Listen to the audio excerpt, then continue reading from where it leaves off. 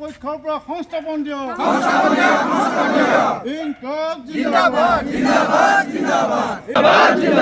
জলমিত্ৰ জিন্দাবাদ ইনকলাব জিন্দাবাদ আমাক অসম চৰকাৰে ৬৫০০ টকা দি চলাই আছে 440 ভল্টেজত কাম কৰি ৬৫০০ টকাত এটা পৰিয়াল কোনোবাই চলাব পাৰে নেকি দিনটোৰ ২৪ ঘণ্টাৰ ১২ ঘণ্টাৰ পৰা ১৮ ঘণ্টালৈকে কোনোবাই কেতিয়াবা কাম কৰিব লগা পৰিস্থিতিৰ সৃষ্টি হৈ গৈছে তাৰ পাছতো আমাক ৬৫০০ টকা দি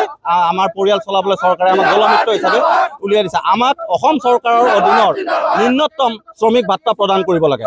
আমাক আজি পঞ্চায়ত বিভাগত কালি আপোনাৰ ইউজাৰ কমিটিৰ আণ্ডাৰত এনেকৈ এইটো ডিপাৰ্টমেণ্টৰ পৰা সিটো ডিপাৰ্টমেণ্টৰ আমাক খেলিয়াই গোটাই ফুৰি আছে আমাক PHC বিভাগৰ অধীনত দৰমহা দিয়াৰ ব্যৱস্থা কৰিব লাগে আৰু PHC বিভাগৰ পৰা এংগেজমেণ্টৰ পৰিৱৰ্তে এপইণ্টমেণ্ট দিয়াৰ ব্যৱস্থা কৰিব লাগে আৰু আমাৰ যিখিনি পুৰণি সতীৰ্থ ওৱান মেন ওৱান স্কিম আঁচনিৰ অধীনত পুৰণি সতীৰ্থসকলক তেখেতসকলে এজন মানুহক অন্তৰ্ভুক্তিকৰণ কৰি এজনক তেখেতসকলে উলিয়াই দিছে এই পুৰণা ৰখি যিখিনি থাকি গ'ল জলমিত্ৰ সেই জলমিত্ৰসকলক পুনৰ নিযুক্তি প্ৰদান কৰিব লাগে PHC বিভাগৰ আণ্ডাৰত এইখিনি আমাৰ মূল দাবী আমাক অসম চৰকাৰে ৬৫০০ টকা দি চলাই আছে 440 ভল্টেজত কাম কৰি ৬৫০০ টকাত এটা পৰিয়াল কোনোবাই চলাব পাৰে নেকি দিনটোৰ ২৪ ঘণ্টাৰ ১২ ঘণ্টাৰ পৰা ১৮ ঘণ্টালৈকে কোনোবাই কেতিয়াবা কাম কৰিব লগা পৰিস্থিতিৰ সৃষ্টি হৈ গৈছে তাৰ পাছতো আমাক ৬৫০০ টকা দি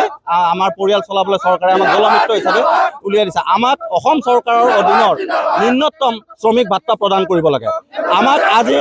পঞ্চায়ত বিভাগত কালি আপোনাৰ ইউজাৰ কমিটিৰ আণ্ডাৰত এনেকৈ এইটো ডিপাৰ্টমেণ্টৰ পৰা সিটো ডিপাৰ্টমেণ্টৰ আমাক খেলিয়াই গোটাই ফুৰি আছে আমাক PHC বিভাগৰ অধীনত দৰমহা দিয়াৰ ব্যৱস্থা কৰিব লাগে আৰু PHC বিভাগৰ পৰা এংগেজমেণ্টৰ পৰিৱৰ্তে এপইণ্টমেণ্ট দিয়াৰ ব্যৱস্থা কৰিব লাগে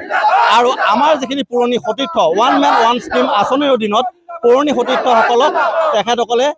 এজন মানুহক অন্তৰ্ভুক্তিকৰণ কৰি এজনক তেখেতসকলে উলিয়াই দিছে এই পুৰণা ৰখি যিখিনি থাকি গ'ল জলমিত্ৰ সেই জলমিত্ৰসকলক পুনৰ নিযুক্তি প্ৰদান কৰিব লাগে PHC বিভাগৰ আণ্ডাৰত এইখিনি আমাৰ মূল দাবী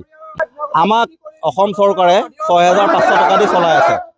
440 ভল্টেজত কাম কৰি ৬৫০০ টকাত এটা পৰিয়াল কোনোবাই চলাব পাৰে নেকি দিনটোৰ ২৪ ঘণ্টাৰ ১২ ঘণ্টাৰ পৰা ১৮ ঘণ্টালৈকে কোনোবাই কেতিয়াবা কাম কৰিব লগা পৰিস্থিতিৰ সৃষ্টি হৈ গৈছে তাৰ পাছতো আমাক ৬৫০০ টকা দি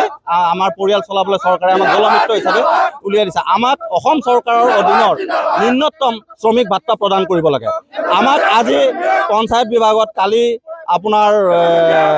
ইউজাৰ কমিটিৰ আণ্ডাৰত এনেকৈ এইটো ডিপাৰ্টমেণ্টৰ পৰা সিটো ডিপাৰ্টমেণ্টৰ আমাক খেলিয়াই গোটাই ফুৰি আছে আমাক PHC বিভাগৰ অধীনত দৰমহা দিয়াৰ ব্যৱস্থা কৰিব লাগে আৰু PHC বিভাগৰ পৰা এংগেজমেণ্টৰ পৰিৱৰ্তে এপইণ্টমেণ্ট দিয়াৰ ব্যৱস্থা কৰিব লাগে আৰু আমাৰ যিখিনি পুৰণি সতীৰ্থ ওৱান মেন ওৱান স্কিম আঁচনিৰ অধীনত পুৰণি সতীৰ্থসকলক তেখেতসকলে এজন মানুহক অন্তৰ্ভুক্তিকৰণ কৰি এজনক তেখেতসকলে উলিয়াই দিছে এই পুৰণা ৰখি যিখিনি থাকি গ'ল জলমিত্ৰ সেই জলমিত্ৰসকলক পুনৰ নিযুক্তি প্ৰদান কৰিব লাগে PHC বিভাগৰ আণ্ডাৰত এইখিনি আমাৰ মূল দাবী যিকোনো খবৰৰ বাবে যোগাযোগ কৰক 7099017330 লগতে 7099017110 নম্বৰত